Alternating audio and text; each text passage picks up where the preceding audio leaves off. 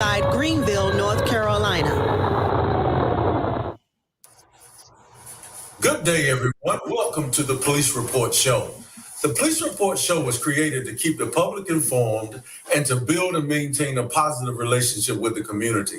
WBIS LP 106.9 FM, Winterville, Ayden, Grifton, Southside Greenville, North Carolina. Outside the listening area, tune in on WBISAwesomeRadio.org. Welcome once again, ladies and gentlemen. This is WBIS LP 106.9. Thank you so much for joining us in the new year.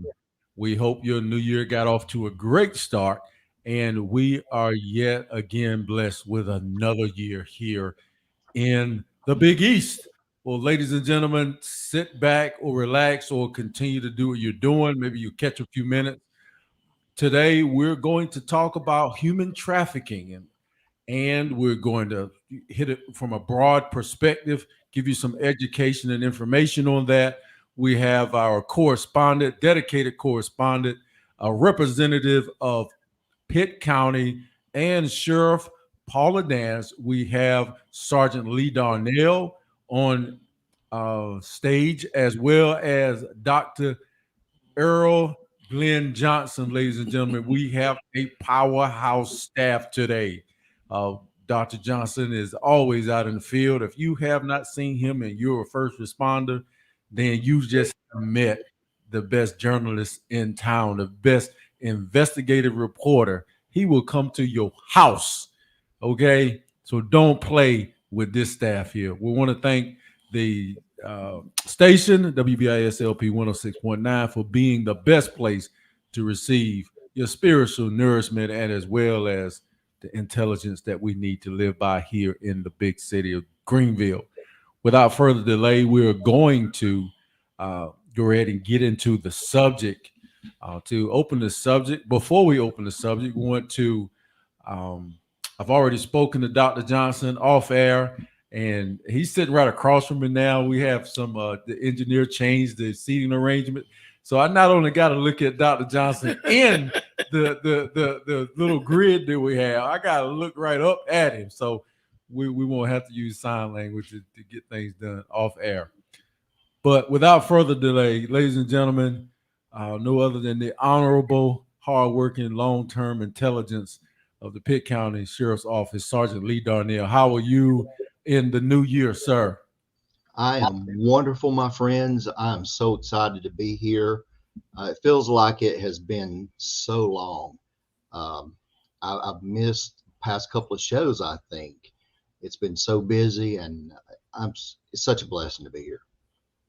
Well, that is great. We are going to need your assistance in interpreting some of the, on the second half of the show, especially some of the nuts and bolts of how human trafficking is, combated throughout North Carolina, throughout Pitt County, throughout the nation.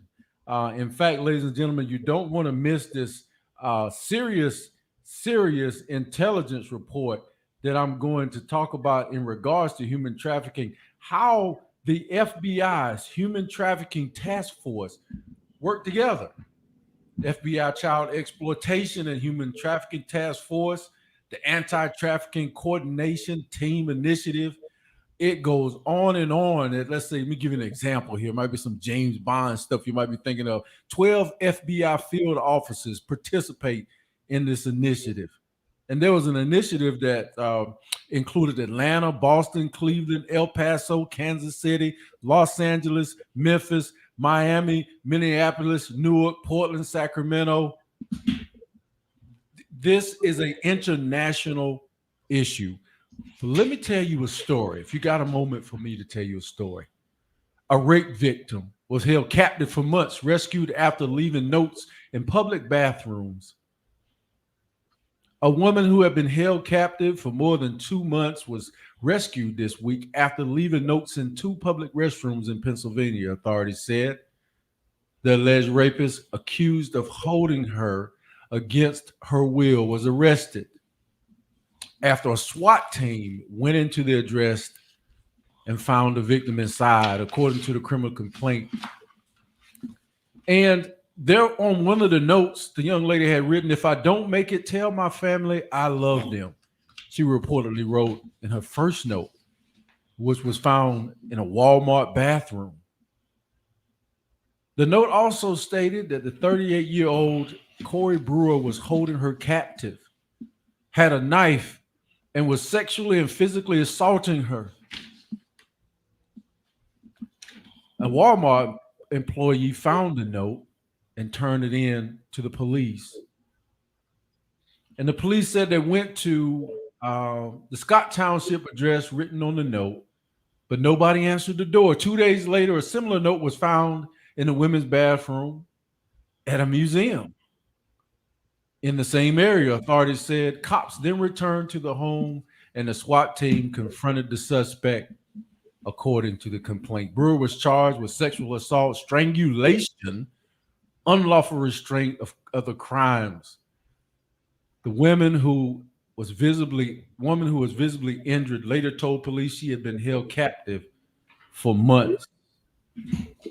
Before we go any further, ladies and gentlemen, if you know of a situation like this, I want to, before I go any further, I want to have Dr. Johnson give us the telephone number, an 800 number that you can call if you know of a situation like that. And then we're going to let Sergeant Darnell talk about his hotline and his opportunities for you to report through his agency. I think, Dr. Johnson, you got the 800 number for the national 800 number? I have the National Human Trafficking Hotline. That number, ladies and gentlemen, 1-888-3737-888. You can also text BEFREE to 233-733. There's a 24-hour, 7-day toll-free confidential hotline. There's also a website, humantraffickinghotline.org. Amen. Thank you, sir. We appreciate that. And I'm going to go into some more information regarding the human trafficking. Do you know what the definition of human trafficking is? Okay. Do you know what it means? Do you know what it is? But right after Sergeant Darnell, let's just, how can we contact your agency, sir, if you know of any, how can you help us in a situation like that if I was a victim? Well, there's different ways. You can reach out to any law enforcement agency for help, whether it's dialing like the sheriff's office at 830-4141, just dialing 911 wherever you're at for help. You can text 911 now. And if you need to be quiet, just text 911. Or you can call Crime Stoppers, or and that number here locally is 252-758-7777, where you can remain anonymous. You can earn a reward, a sizable reward if someone goes to jail, or you otherwise get to protect someone that way.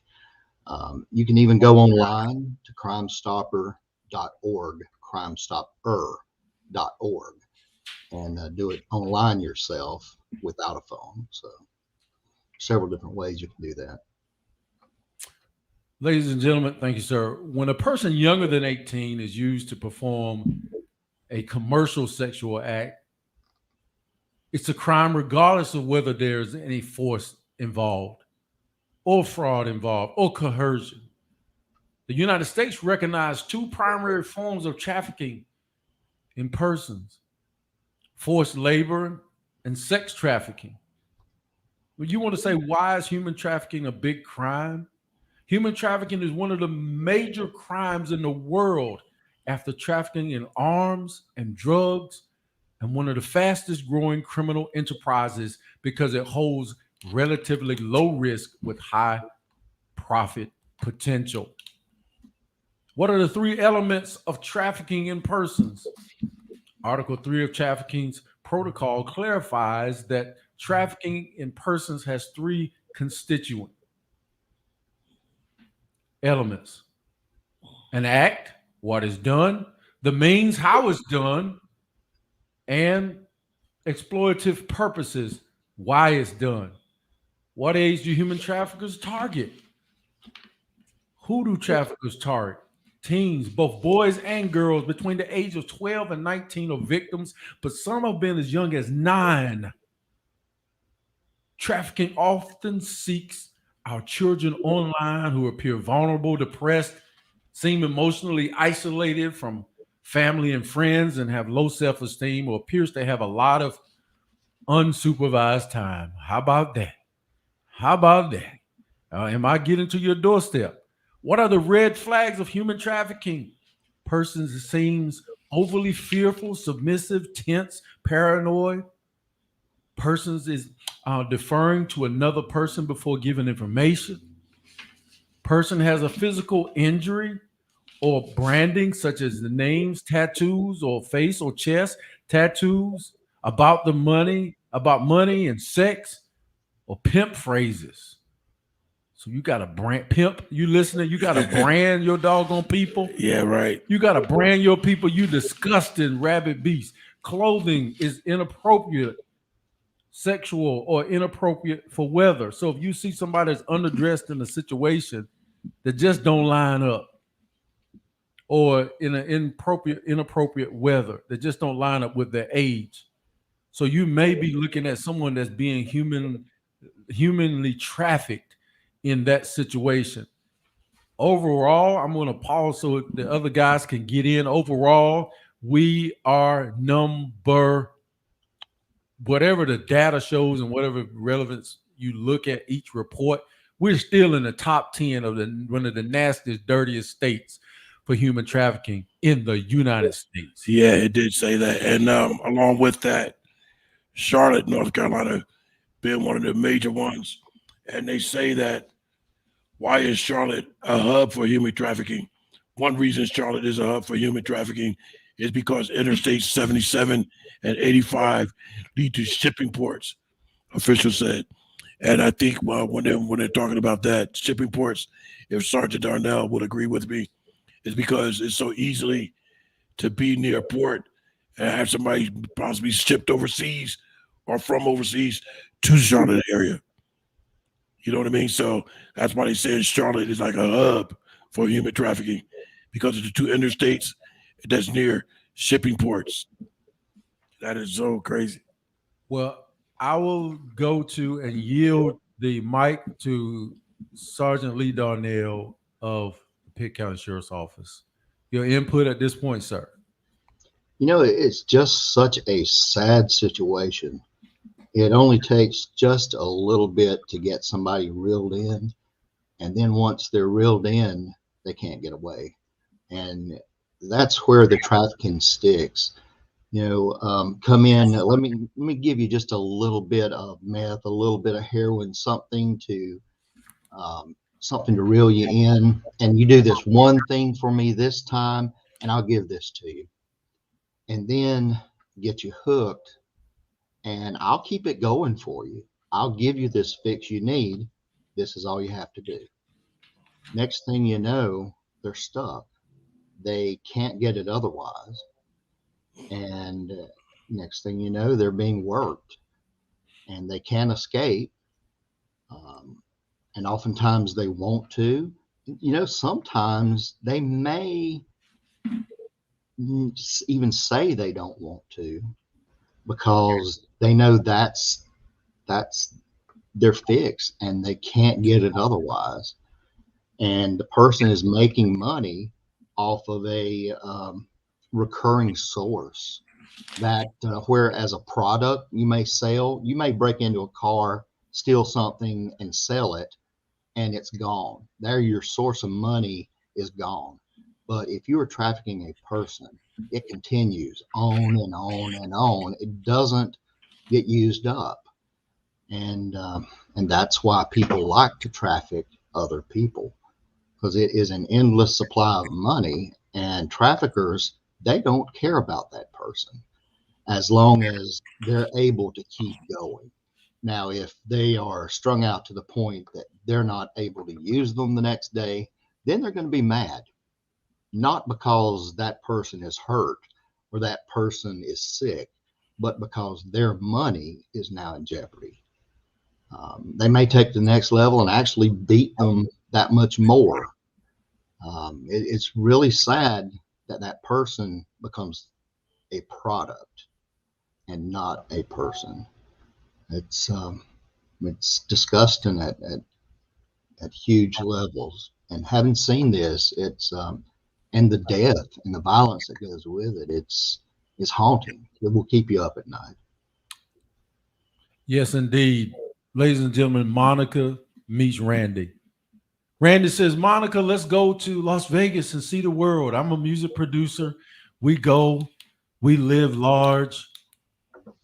Let's go to California. They go, they see the sights, and he tells her, he's like, okay, I have a nice home. I fill the refrigerator.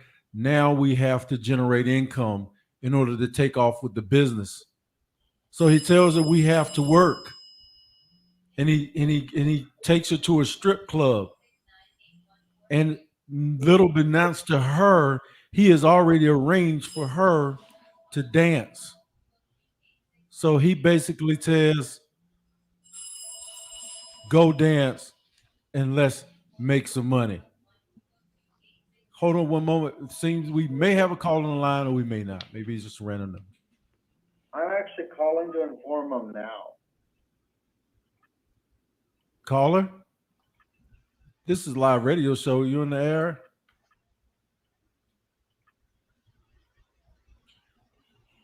Okay. Perhaps he dropped the wrong number. Yeah, it must have been the wrong number. All right. So the two are in California. And now they find ways, as Sergeant Darnell was just sharing. The coercion comes in, the manipulation comes in. And now the two are out there and he sends her in to go dance to make money for the night. So she comes back with $600 and she gives him the $600. And he says, okay. And she thinks that she's done with the situation. And he says, well, we need more. We have to also live. You have to pay back everything that I have given you, in which she didn't know she had to pay back. She didn't know she was incurring some type of debt for traveling over there to help him reach his dream and to help her reach whatever aspiration she has. But he continues to send her to the strip club to make money. And the cycle never ends. So it becomes more of a dominance. So threats come into play. Ladies and gentlemen, this is an extreme form of what happens mildly every day here locally. Pimps. Most prostitutes have pimps. And you're like, why don't they go and make their own money? Because of the cycle, because of the addiction of drugs that they get involved in. Because of that cycle is never ending. And then I studied, in my studies, I read about a lady that was humanly trafficked and she got rescued and she went into a safe home. She got out. Next thing you know, one of the managers or therapists involved offered her $1,000 to sleep with her. And she felt, okay, you want to say, well, did she backslide? Well, in her mind, she didn't. She basically felt like, oh, now I'm in charge. I'm getting the money and I get to keep it and I don't have to give it to anybody else. So she slept with him for $1,000.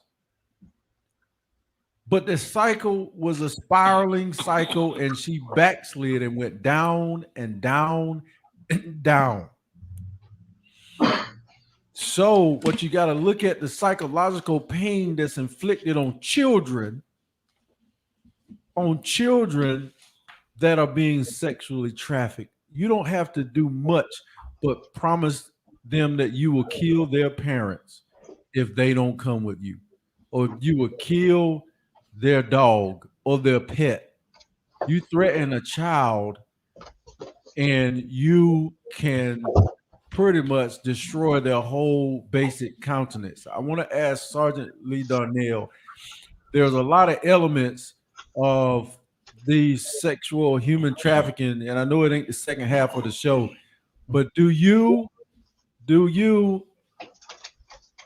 have any kind of screening process when you have arrested people and I know I should have waited to the second half, but I started it now. Do you have any sort of screening process when you see a sexual offense happening or you're investigating one to see if they are being trafficked? And then we'll go to Glenn. I got you, Glenn.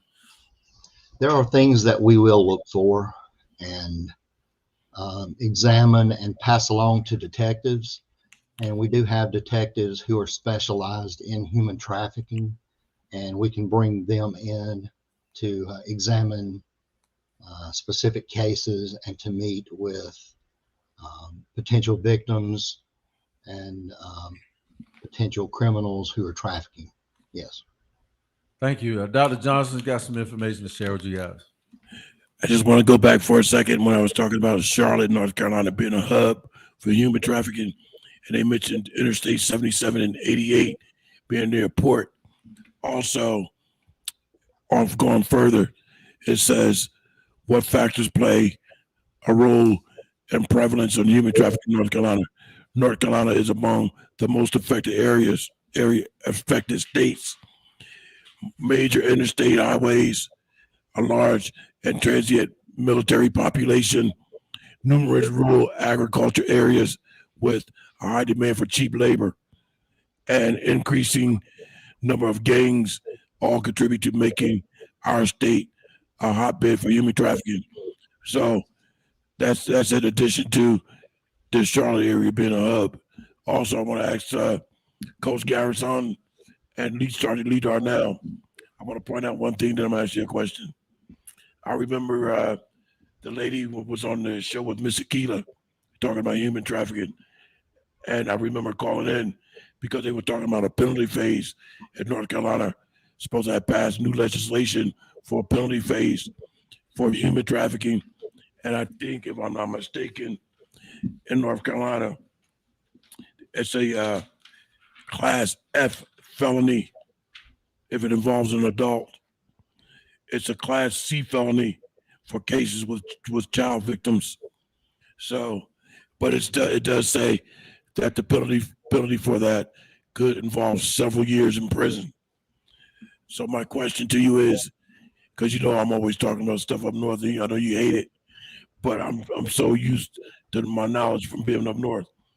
If you get committed of a sexual offense in New Jersey, more than likely they will send you to the Adult Diagnostics Treatment Center in Avenel, New Jersey, which is next door to Rahway State Prison, which is now East Jersey State Prison. But when I was employed with the State Department of Corrections in New Jersey, and I was assigned there for about a year and a half as I was waiting to get transferred to another facility. And I thought about something, and that was, I wonder why I always see people enter here. I have yet to this day see anybody get released. So I had to do my research and find out the reason why. And that's because although they might have served their time, they have now been civilly committed, which means they will require a doctor's order. If he approves their release, that is the only way they can get released, through a doctor's order. And I said, well, I don't think the doctor is going to approve anybody because the doctor works for the state. So I was thinking about here in North Carolina and in other states, perhaps they should follow that same model. Be civilly committed. I'll say this real quick. I think what we're looking at is in human trafficking. It happens in motels, base situations, commercial front brothels, online ads, truck stop based scenarios. In the labor area of human trafficking, I'm going to respond to what you said, Dr. Johnson. Agricultural situations, migrant workers, restaurants, food service, domestic work, landscaping services. Do you know the people that are doing this human trafficking are people of notoriety, brother? Yeah.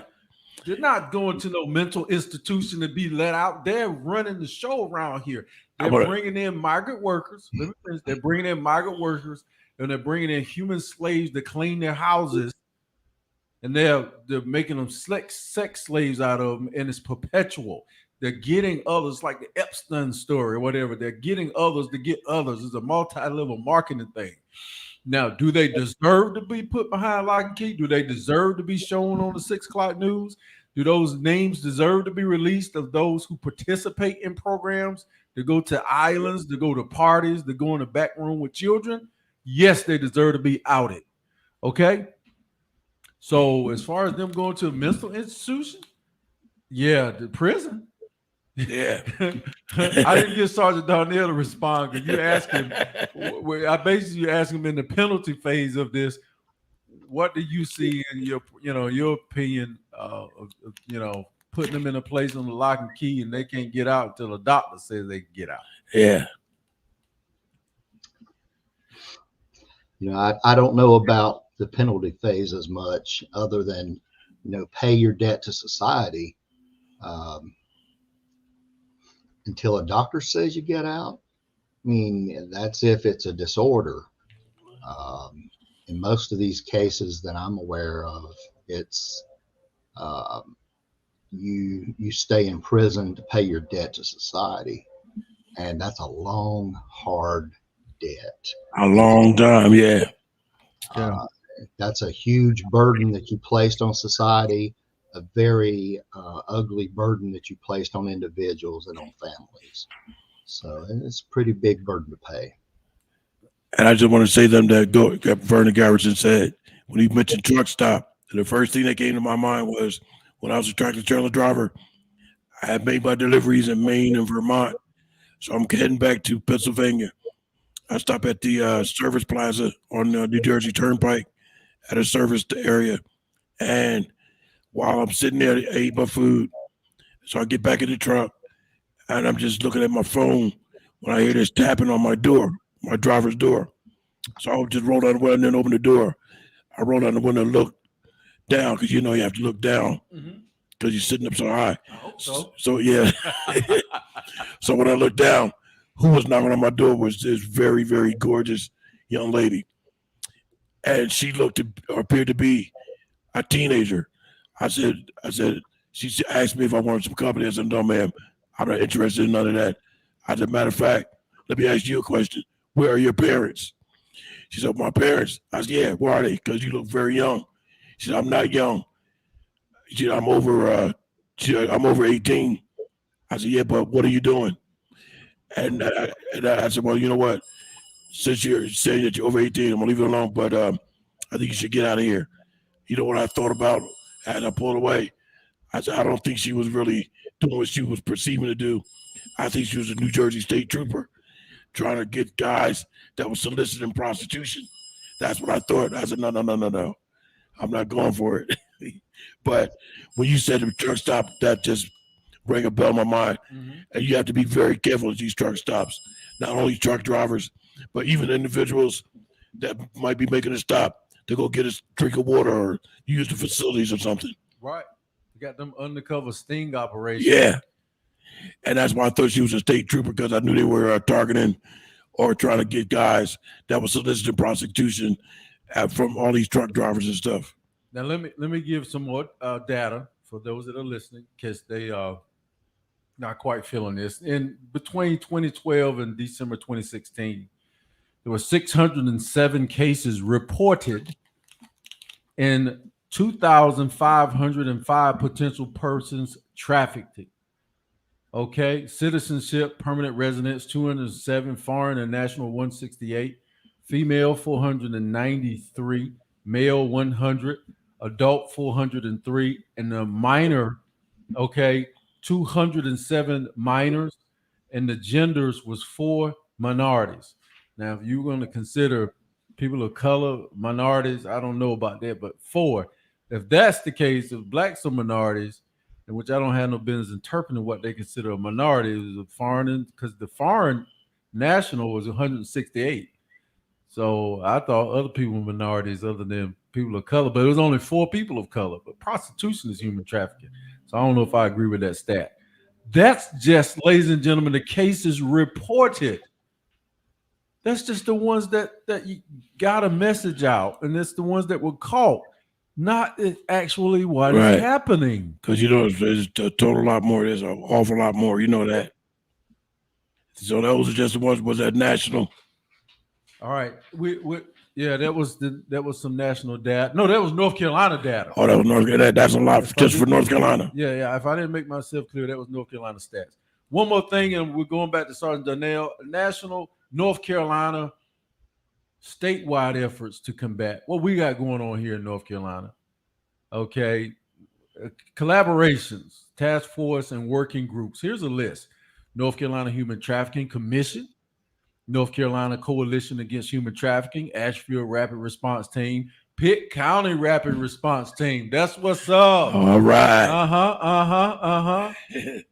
They better be getting something done. I need to look at the stats. Triad Rapid Response Team, Alliance Rapid Response Team, North Carolina Stop Human Trafficking, Cumberland, Johnston, Cape Fear, Coastal Carolina, Rowan Rapid, Charlotte Rapid, Triangle Rapid, Charlotte Mecklenburg. Sergeant Donnell, when you're working in interagencies, as I just read, Trafficking Hotline reported 385 calls from victims and survivors in North Carolina. Oh my God. Okay. So when you're working with another agency, is it like we see on television? The guys show up in your office and they say, "Yeah, we're here from so and so," and it's Will Smith and another guy, the white guy looking all spiffy, and you guys, determine who's in charge, what you're gonna do with the leads. Tell us a little bit about a collaboration between you and another department nowadays. It's not quite like that, only because we're already just that cool. You don't need nobody. They be coming in like, okay. But we already collaborate on an everyday basis, believe it or not.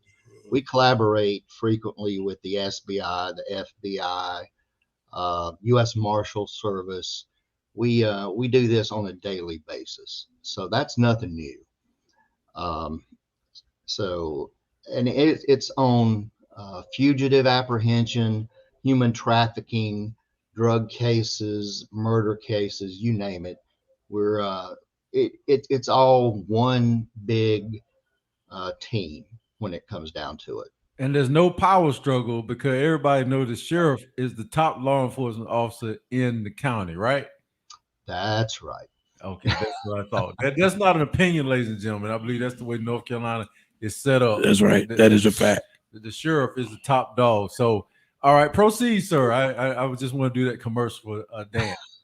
Actually, you're right on that comment, but that's not why there's not a power struggle.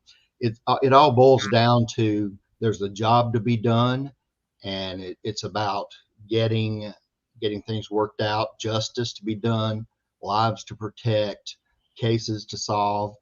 And if you're in the middle of a power struggle, you're going to make mistakes. People will get hurt, cases will be botched, and we can't afford that. So no power struggles. It's all about coming together as a team and getting the job done. So no power struggles. Sometimes people are undercover, and I've seen it on and we got to say it now. This is YouTube society, where there'll be officers who are arresting the undercover officer, and it is some hilarious things that is very dangerous situation. And the undercover officer, I've seen 3 where the undercover officers are mostly cooperating and trying to help get to a point, and but is that realistic, or it just happens so far and far between? Maybe there was an undercover officer, he just disappeared, or he showed you the badge on the sly side and you just stopped talking. I'm just going to take a guess that's happened. It's never happened to me. Okay. I've never went to arrest somebody and found out it was an undercover. I'm guessing it's probably happened. Because you have to catch. Now let's talk about the criminal mind of, I remember this in taking criminal justice, the state of mind of the person that's trafficking somebody. One, they're sort of a person of a statue because they have people working for them, or they got a network that they can get people in, or they're just the old, greasy, grimy old man or old woman or somebody that's got somebody working for them that's a kid, and they promise they start paying them money or more money than they should be to rake the yard. But there's not even a traffic element in that. But I will say this: the state of mind of somebody who actually owns someone, ladies and gentlemen, do you research? Human trafficking to me is slavery. So that is the mindset. And how do you pick somebody out like that? And where are they? I mean, we hear about Epstein in the news, but where are he? If he was a chief, where the Indians at, bro? I mean, I see the man bank robbing on Channel 6 News at 6. I see the crackhead at News at 6. I see somebody who stole somebody's lawnmower on television. Where's this guy at if we're numbered? Oh, he in Charlotte? Yeah, baby, he's in Charlotte. But let me ask you this, or let me just mention this, and maybe Sergeant Darnell will agree. You never know who's who and who's doing what. I'll tell you two instances that I'm familiar with. When I was going through the process of becoming a law enforcement officer in New Jersey, and I had to go to the one of the evaluations, they gave me a photo, and the photo showed the rich, wealthy guy in a fabulous vehicle. I parked in front of this big, I guess, a high-rise building. As this lady was walking out, dressed real nice and lovely. So they asked me, said, "Is he picking her up? Is that his wife, or what do you think?" I suppose something like that would cause for a further investigation because I don't know if she's his wife. Maybe he's picking up a prostitute. Just because he's driving a fancy car and he's rich, that doesn't mean he's soliciting prostitution.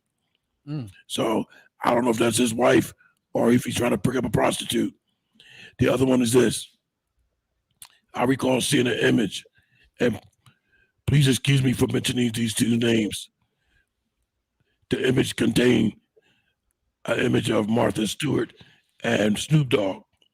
And the bottom of the image, it read, one of these two people has a felony conviction. Which one do you think it is? And you had to, draw a circle around the number. Snoop Dogg was number one, Martha Stewart was number two. More than the majority of the people circled number one because they just automatically assumed it would be Snoop Dogg. But the correct answer was number two, Martha Stewart. She's the one that has the felony conviction, not Snoop Dogg. Mm-hmm.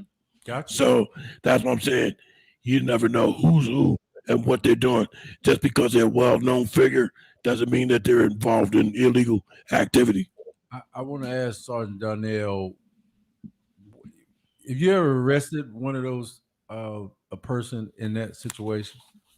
The human trafficking, the pimp, did they have a hat on with a feather sticking out of his head?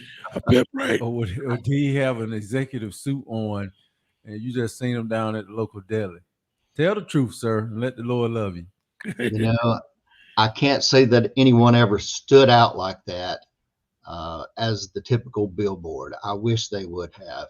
It would have been great to have the big hat and the pimp cane and just have everything fit the image I have in my head. That would have been great, though. Too many times, you're gonna meet them hanging out at Walmart. You're gonna pass them with your shopping cart and never give them a second glance. I would say, ladies and gentlemen, if you could just to help put you in the state of mind of what we're trying to bring awareness to, is the first thought that comes to my mind is a lot of these sex trafficking humans have to basically become humans again after they experience something like this. And some of the therapies and the treatments involve them forgiving the people that actually abuse them in that way. Now, let's go a little further in that side of the world. They actually become emotionally dependent on the person that is trafficking them. They feel like it's their fault, or they get Stockholm syndrome. I think that's when you feel sorry for the person that's offending you, and so you sort of believe in what they're doing. That's like a officer that works a case for 3, 4, 5 years. Is that right, Sergeant? Then they see the calls of the crooks, and they actually switch over. You ever met a situation like that? Uh, Stockholm, yes. Of an officer, doesn't ring a bell. But Okay. I could see where that could happen. Because a lot of how some of that happened in the white collar crime area where they would leave some of these officers on these cases. But if you're gonna work a case, you know you're gonna be in the case 3 or 4 years. Does that even exist now? Or you just like it's a cold case, so I'm gonna drop it and then we'll move on. Gosh, I can't imagine working a case for 3 or 4 years. Yeah. That's a long time. But both of you gentlemen just said something that was interesting to me. We asked Sergeant Darnell about, how do you know or how do you figure out these people?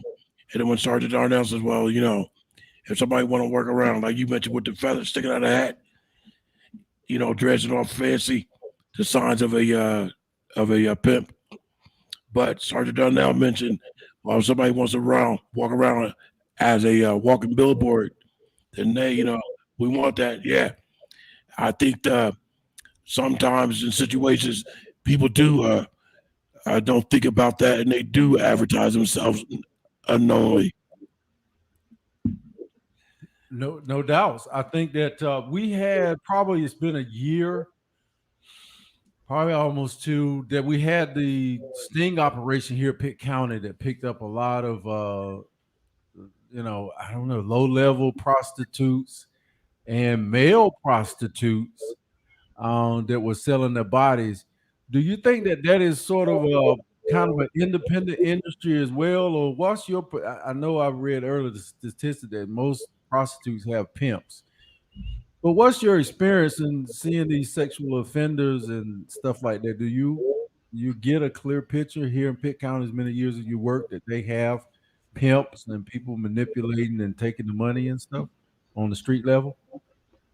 There's a mix. There's a mix. Some are independent, off doing their thing, and there's also a number being trafficked.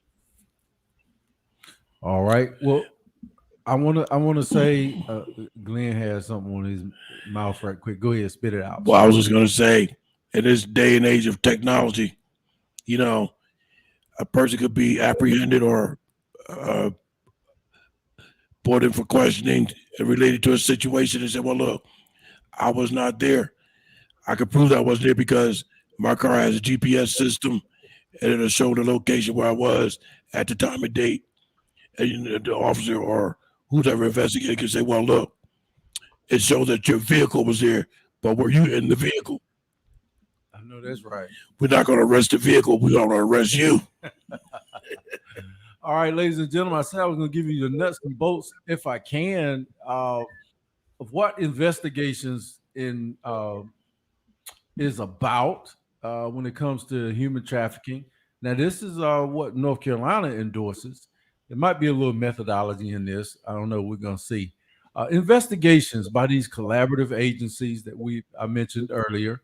Human trafficking investigations are conducted by agents within the human trafficking program. Members of our task force investigations often begin through first, tips from the public, calls to the National Human Trafficking Response Center hotline, a referral from a law enforcement agency, a referral from a referral from a law enforcement agency. You are the law. Who you calling? Yeah, you calling. Hmm. You calling somebody higher up. I don't know that we do a lot of calling to other people on that, unless it's to call in like the SBI for cases that go across county lines and or maybe even state lines where we need assistance from other agencies. Gotcha, man. That man is on it right there. Okay. Sergeant Darnell is on it. Okay. On top. A referral from a non-governmental agency. Yes, when you're counseling, you're representing your case manager. You got to tell people, if you tell me about some sexual abuse, I got to report it. Proactive victim recovery operations. I guess you're just advertising. If you can get away, come see us. Proactive, I guess they're in these agencies. They might be going around to these farms, truck stops, or just talking to people. Let's see here. Outreach to state government and community entities. So yeah, I guess they can just be looking. Victim recovery is the primary goal of trafficking investigations. The FBI's multidisciplinary team of agents, analysts, victim specialists, and forensic interviewers work together to ensure a victim-centered, trauma-informed response. Boy, would not like to be a forensic interviewer. Well, let me ask you a question. I pose this to Sergeant Darnell. When you mentioned the part about you have to report it, if you don't report it, Sergeant Darnell, would that be considered harboring a fugitive and or obstructing justice? We would have to look at individual case and what you know and what you're holding back on, I guess. Yeah, I figured so. Because if you're talking to your attorney or you're talking to your minister or your preacher, man, forget both of those. The goal is to recover. You see what they said? The goal is to recover victims. Right. Okay. And I would take a lawsuit any day on what you call it, where I pretty much destroy somebody's image if I falsely accuse them of something. If I think you're trafficking somebody, I'm gonna tell it, and then I'll just deal with the repercussions afterwards. Let's see what else we got here. Trauma, but back to that forensic interviewer, boy. I could be like, okay, yeah, you say you didn't do it. Okay, give me your sperm, dude. Yeah, we got a lab. We're going to take a shot right over here. So I guess that's a combination of interviewing and science. Did I get close? What do you think, Sarge? Forensic interview. Maybe not. They're forensic interviewing as far as technical ways to interview and really dig down deep. I got you. I feel you on that. No doubts, man. I got like a 98 in techniques of interviewing and counseling, man. I dig this. That show was, I mean, that show. It was a show because we had to actually do several interviews to get a confession. Let me finish, Dr. Johnson. Yeah. Working together to ensure victim-centered trauma-informed response. FBI victim specialists work with local, state, and federal resources to provide immediate assistance, shelter, food, clothing, and long-term support, counseling, education, assistance, job training. After recovery, a victim of human trafficking field office seeks to arrest and successfully prosecute the traffickers. Over the past decade, the FBI's human trafficking investigations have been responsible for the arrest of thousands of traffickers and the recoveries of numerous of victims. The FBI will continue to take part in this effort to combat the threat. Trafficking Victims Protection Act. I want to say the Protection Act.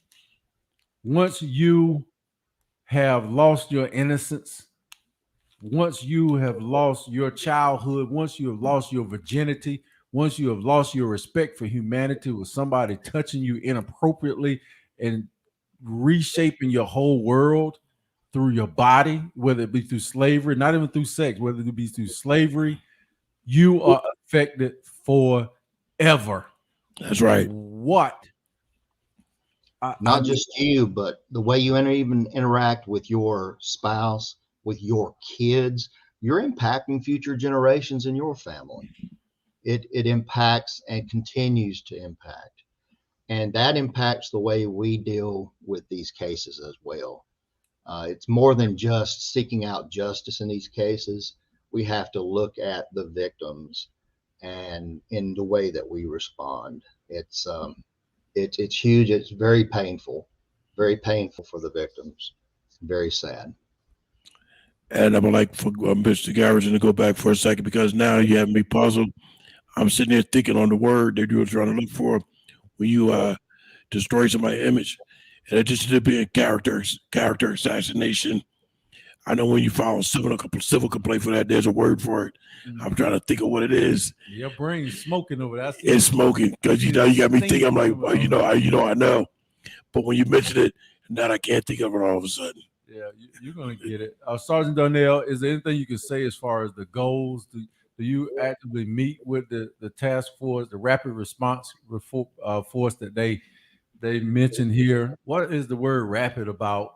Or and how does Sheriff Dance have you guys set up to look at human trafficking in North Carolina? We're gonna give you the final 10 minutes of the show, so you could do something about it. I'm doing my part. I'm telling people to report those nasty folks. That's right. But Right. you help yourself, sir. Tell us how you are going to put some bracelets on people. Well, that's a good question.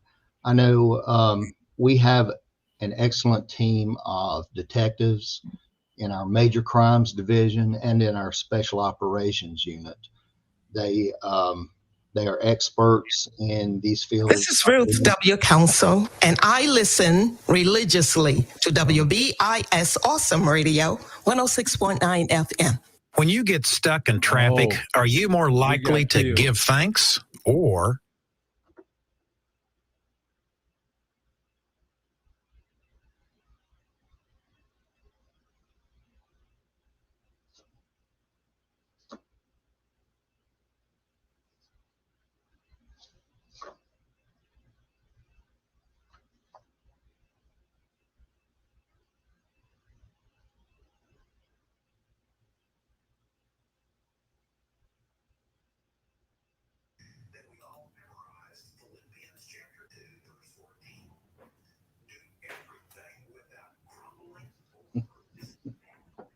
All right, Sergeant Darnell, can you hear me?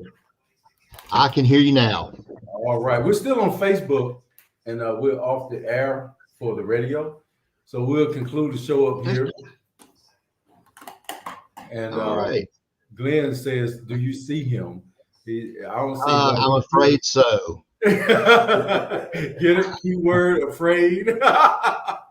We gotta stop this, y'all. I love Glenn to death, and it's okay. The death part is it now. Okay, you were talking about the agency when we got Right. Go ahead.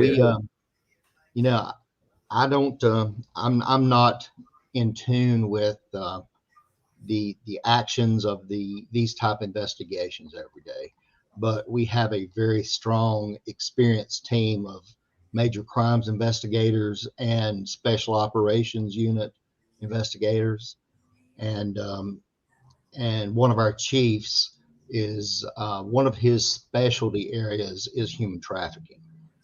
Just like any tips that I get on human trafficking go directly to him as well.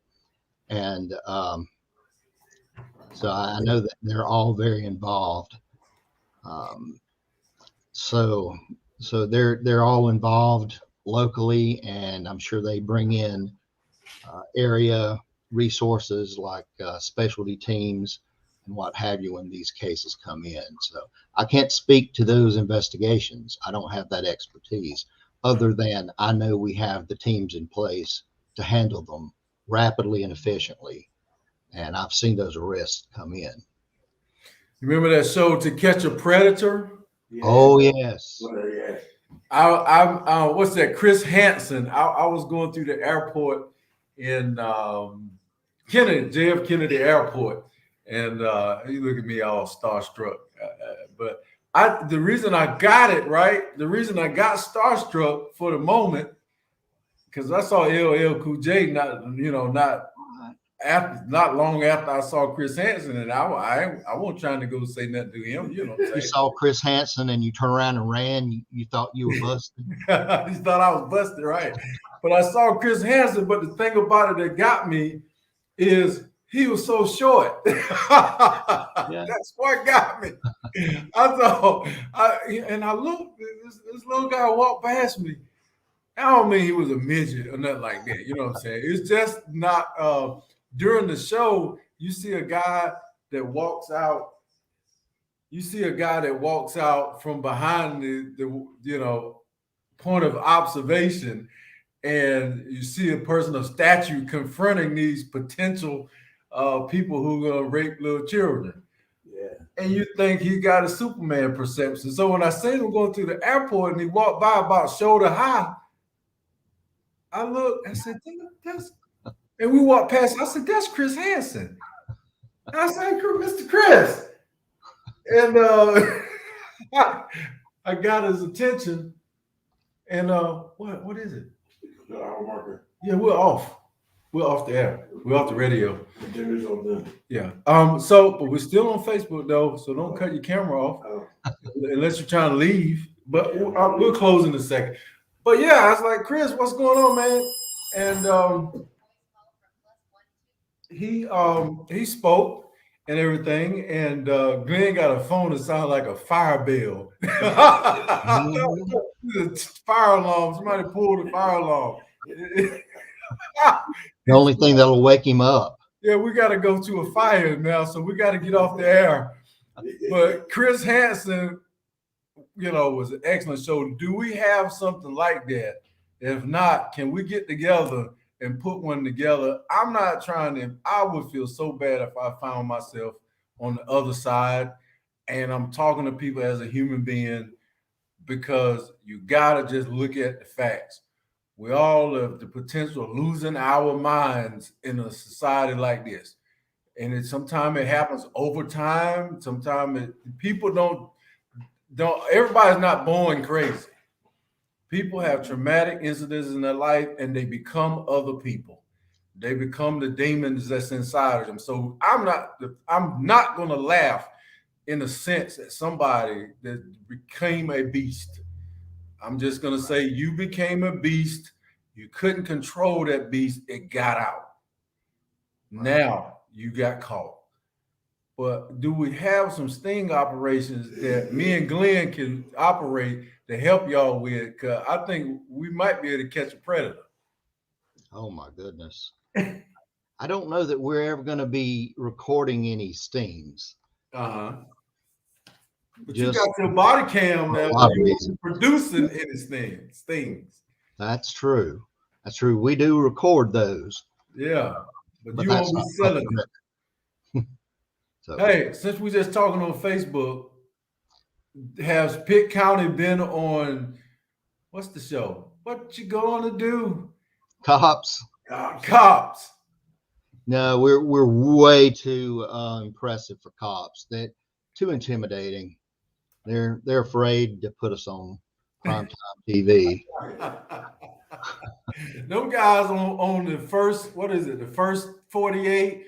Them officers have literally become actors, if you find me correct. I know they can't be that good to get all of them. So they got to tell the criminal that they're interrogating and the officer, we're going to do another take of that, okay? So, sir, you can tell the same lie you just told. Can we go take 2, action?